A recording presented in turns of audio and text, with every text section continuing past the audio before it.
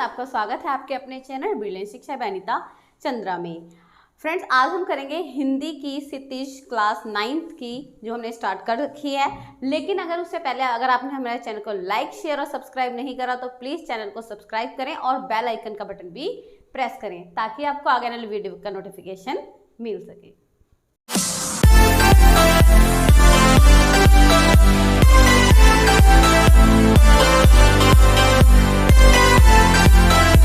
Start करते हैं class 9th का चैप्टर नंबर 14 केदारनाथ अग्रवाल जी द्वारा लिखित है और पोयम है हमारी श्री चंद्र गहना से लौटती बेर। तो बच्चा ये हमारे केदारनाथ अग्रवाल जी हैं। इनका जन्म 1 अप्रैल 1911 से हुआ और ये जीविका से वकील थे और इन्होंने अपना हिंदी साहित्य में बहुत ही बड़ा योगदान दिया है। इनकी कविताएं बहुत सारी हैं और हर कविता अपने आप में ही कुछ न कुछ प्राकृतिक के माध्यम से बहुत कुछ बताने की चेष्टा करती है।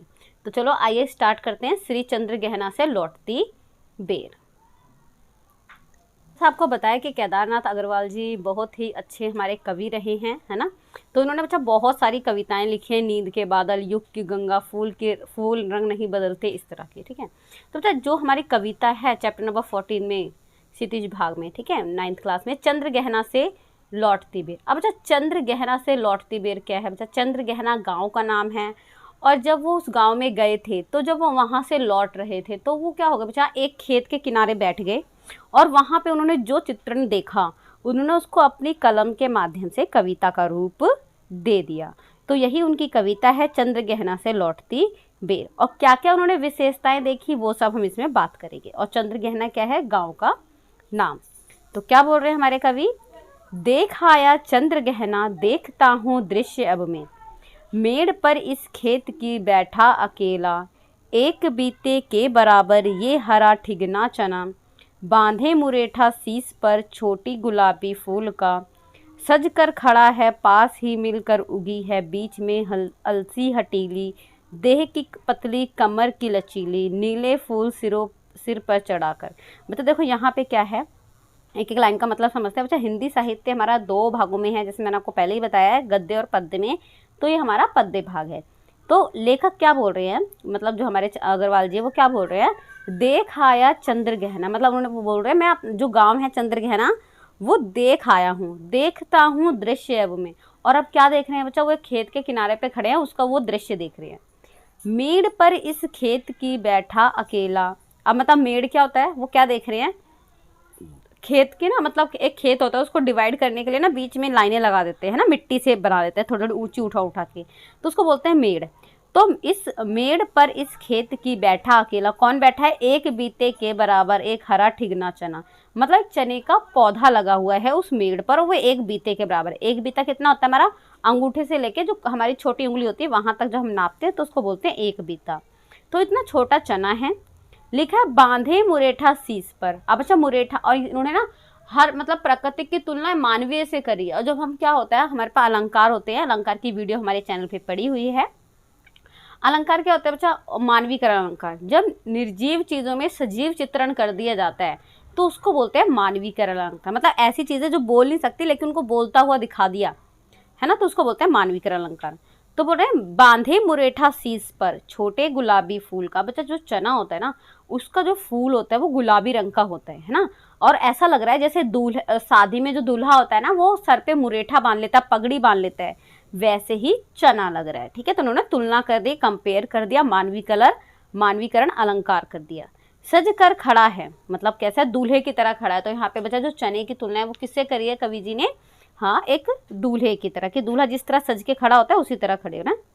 लिखा पास ही मिलकर उगी है बीच में अलसी हटीली। अब देखो चना दूल्हा है और यहाँ बीच में क्या बोल रहा है? अलसी है।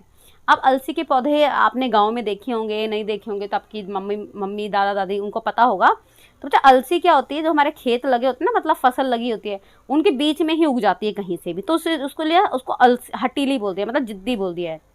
देह की पतली कमर की है लचीली। अब कैसी तुलना कर रहे हैं? उसका जो बदन है, जो शरीर है वो पतला सा है, कमर जो है वो लचीली है, मतलब एक सुंदर युवती से उसकी तुलना कर रहे हैं। नीले फूले फूल को सिर पर चढ़ाकर। अब जो अलसी का जो फूल होता है वो नीले रंग का होता है। कैसा होता है? नीले रंग का। तो ऐसा लग रहा है कि उसने मतलब नीला फूल धारण कर रखा है।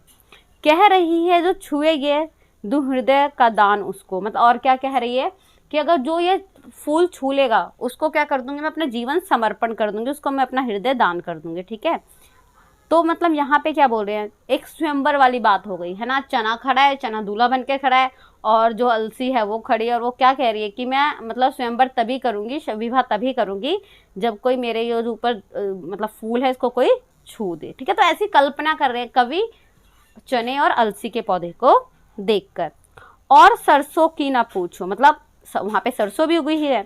हो गई सबसे सयानी, हाथ पीले कर लिए हैं, विवाह मंडप में पधारी, फाग गाता मास फागुन, आ गया है आज जैसे। अब बच्चे यहाँ पे क्या बोल रहे हैं, सरसों भी कम नहीं है। सरसों क्या होती है बच्चा, पीले पीले फूल होते हैं उसके ऊपर। हाथ पीले का मतलब करने का मतलब होता है शादी करना, है ना। तो बोले सरसों की ना पूछो, हो गई है सबसे सयानी, मतलब बड़ी हो गई है, सयानी हो गई है, उसके हाथ पीले कर देने चाहिए। अब लिखा विवाह मंडप में पधारी, मतलब अब जो मंडप में पधारी हुई है। और फाग का मतलब क्या होता है, जो गाने गाते हैं ना होली के टाइम पे, फाग महीने में, है ना। तो ऐसा लग रहा है कि वो आ गया है और सारे वही गाने गा रहे हैं। आगे कभी भी लिख रहे हैं, देखता हूं मैं स्वयंवर हो रहा है। देखो मैंने आपको बोला था ऐसा लग रहा है जैसे स्वयंवर हो रहा है। प्राकृतिक का अनुराग अंचल हिल रहा है, और मतलब क्या बोल रहे हैं, सारा प्राकृतिक में सुंदर सुंदर है ना, वो सब हो रहा है इस विजन में। दूर व्यापारिक नगर से प्रेम की प्रेम भूमि उपजाऊ अधिक है, मतलब क्या बोल रहे बच्चा कि यहाँ के जो खेत है, खेत की भूमि में जितना प्रेम है उतना प्रेम हमारे जो शहर है ना वहाँ पे भी है। व्यापारिक नगर मतलब जो बड़े बड़े शहर है वहाँ पे भी है, लेकिन वहाँ की जो भूमि है वो इस प्रेम से अनभिज्ञ है, मतलब उसको पता ही नहीं है, क्योंकि उसकी ज़मीन पे पेड़ पौधे नहीं उगे हैं, उस पर बड़ी बड़ी इमारतें, महल, है ना, फैक्ट्रियाँ, उद्योग ये लगे हुए हैं। तो वही बोल रहे हैं प्रेम की प्रिय भूमि उपजाऊ अधिक है, मतलब जो प्रेम की भूमि है, जो गांव की खेत की भूमि है वो बहुत ज़्यादा उपजाऊ है। अब देखो ये तो था हमारा, उन्होंने फसलों का चित्रण कर दिया, है ना। अब बच्चा क्या है, जो कवि हैं वो कहाँ पर बैठे, मतलब जहाँ पे खेत के किनारे बैठे हुए, तो उसके पास ही एक तालाब है। अब वो तालाब का वर्णन करेंगे, वो किस तरह करेंगे वो देखते हैं। लिखा है, और पैरों के तले है एक पोखर, पोखर मतलब तालाब, उठ रही हैं जिसमें लहरियां। अब लहर, अगर लहरें होता तो बड़ी है, लेकिन उन्होंने बोला लहरियां, लहरियां मतलब छोटी छोटी छोटी लहरें उठ रही है ना उसमें। अब लहरें कैसे उठते हैं, जैसे मैं कोई पत्थर लूं और पानी में फेंक दूं तो पानी क्या होती है, चारों तरफ उसकी लहर वेव चली जाती है, डेट इज लहरें। तो छोटी छोटी लहरियां उठ रही हैं उसके अंदर ना। नीले तल में जो उगी है घास भूरी। अब बच्चा देखो पानी किस कलर का होता है, पानी का कोई रंग नहीं होता, है ना। जो चीज़ उसको अपने अंदर घोल लेती है पानी वैसे ही हो जाता है। तो बच्चा तालाब का पानी इतना साफ, इतना स्वच्छ है कि जो आकाश ऊपर नीला है ना उसकी परछाई तालाब में दिख रही है, और पानी कैसा दिख रहा है बच्चा, नीला रंग का दिख रहा है। और बोला नीले रंग में जो उगी है घास भूरी, और तालाब के अंदर ये भी दिख रहा है कि घास किस तरह की उगी, तो भूरी भूरी अंदर घास उगी हुई है। ले रही हैं वे भी लहरियां, जैसे पानी हिल रहा है तो वो इतनी नाजुक है कि उसके साथ वो भी हिल रही हैं। लिखा एक चांदी का बड़ा सा गोल खंबा आंख को चमकाता। अब देखो नीला चांद खंबा कहाँ से आ गया उसके अंदर, पानी के अंदर ना। तो मुझे क्या हुआ, जैसे सूरज उगता है ना, सूरज के साथ हमारे पास क्या होता है, सूरज की जो किरणें होती हैं वो पानी में कुछ जिगजैग करके देखे होंगे आपने, है ना, रेड रेड सा दिख जाता है, तो उसको नीला खंबा बोला उन्होंने, है ना, चांदी का खंबा। लिखा एक चांदी का बड़ा गोल खंबा आंख को चमकाता, मतलब आज जैसे हम पानी में देखते हैं तो ऐसे चमक चमक सी मारती है, हमारी आंखें बंद होने लग जाती है ना, वो दिखा रहे हैं। कई पत्थर किनारे पी रहे चुपचाप पानी, प्यास जाने कब बुझेगी। अब मतलब क्या बोल रहे हैं, जो तालाब है उसके किनारे ना बहुत सारे पत्थर हैं। अब देखो पत्थरों को प्यास नहीं लगती है, यहाँ पे बार बार उन्होंने मानवीकरण अलंकार करा है। अगर आपको पेपर में आता है बच्चा कि कौन सा अलंकार है, तो मानवीकरण अलंकार है, ठीक है। तो बोल रहे हैं कई पत्थर किनारे पी रहे चुपचाप पानी, अब पानी पी रहे हैं वो, प्यास जाने कब बुझेगी। अब बोल रहे हैं उनकी प्यास जाने कब बुझेगी। अब आगे आते हैं। लिखा चुप खड़ा बगुला डुबाए टांग जल में, देखते ही मीन चंचल ध्यान निद्रा त्यागता है। अब मतलब क्या बोल रहे हैं, जो तालाब है उसमें एक बगुला खड़ा है, बगुला होता है जैसे आपको देखो पिक्चर में दिखाया बगुला, तो अपनी आधी आधी टांगे ना पानी में डुबो के खड़ा हुआ है और ध्यान मगन में है। ध्यान किस चीज का कर रहा है, शिकार का। अब बोल रहे हैं देखते ही मीन चंचल, मीन मतलब मछली, जैसे ही उसने चुलबुली मछली को देखा ध्यान निद्रा त्यागता है, और उसने पता ध्यान अपनी नींद सब कुछ क्या कर दी, त्याग दी। चट दबाकर चोंच में नीचे गले में डालता, और उसने उसको चोंच में रखा और नीचे गले में डाले, मतलब उसको निगल गया, ठीक है। तो ये हमने बगुले की बात बता दी उन्होंने, जो उन्होंने देखा। एक काले माथ वाली चातुर चिड़िया, और उनके पास एक, उन्होंने तालाब के पास एक और चिड़िया देखी जो कैसी है, काले माथे वाली है। श्वेत पंखों के झपाटे मार फौरन, और फड़फड़ करती हुई आई, है ना, टूट पड़ी भरे जल के हृदय में, और उड़ते उड़ते आई और क्या करती, मछली उठाई और चली गई। एक उजली चाटुल मछली चोंच पीली में दबाकर दूर उड़ती है गगन में, और मतलब क्या करी, चिड़िया आई फड़फड़ करते, जैसे उसने देखा मछली, मछली को चोंच में उठाया और आकाश में उड़ गई लेके उसको, ठीक है। और यहीं से भूमि ऊंची है जहां से रेल की पटरी गई है। अब बच्चा उसको तालाब के पास अभी तक समतल भूमि थी, अब जो तालाब के पास जो भूमि है वो उबड़ खाबड़, मतलब थोड़ी ऊंचाई पे भूमि होने लगी, क्यों, क्योंकि वहाँ पे रेल के आने जाने का रास्ता है, रेल पटरी है। लिखिए, और यहीं से भूमि है जहाँ से रेल की पटरी गई है, ट्रेन का टाइम नहीं, मैं यहाँ स्वच्छंद जाना नहीं है। मतलब क्या बोल रहे हैं कि यहाँ पे कुछ ट्रेन की पटरी अभी है, लेकिन अभी ट्रेन नहीं आई है और ना ही अभी मेरे जाने का समय हुआ है, और मैं यहाँ स्वच्छंद, मतलब मैं अभी आज़ाद हूँ और मैं यहाँ से जाना नहीं चाहता, ठीक है। तो ये हमारे कवि बोल रहे हैं। लिखा, चित्रकूट की अनगढ़ चौड़ी, अब मतलब जिस जगह पे है ये, उसका नाम क्या है, चित्रकूट की अनगढ़ चौड़ी, कम ऊंची ऊंची पहाड़ियाँ दूर दिशाओं तक फैली हैं। अब मतलब क्या हो रहा है, जब पहाड़ियाँ उनको दिख रही हैं जो ऊबड़ खाबड़ हैं, कभी सही हैं, कभी ज़्यादा ऊंचे, कभी छोटे, कभी ऊंचे, ऐसे करके, और चारों दिशाओं में फैली हुई नजर आ रही हैं। बांझ भूमि पर इधर इधर रीवा के पेड़, रीवा मतलब ऐसा लग रहा है वहाँ पे कुछ कांटेदार पौधे भी हैं, कांटेदार कुरूप खड़े हैं, मतलब पेड़ खड़े हैं।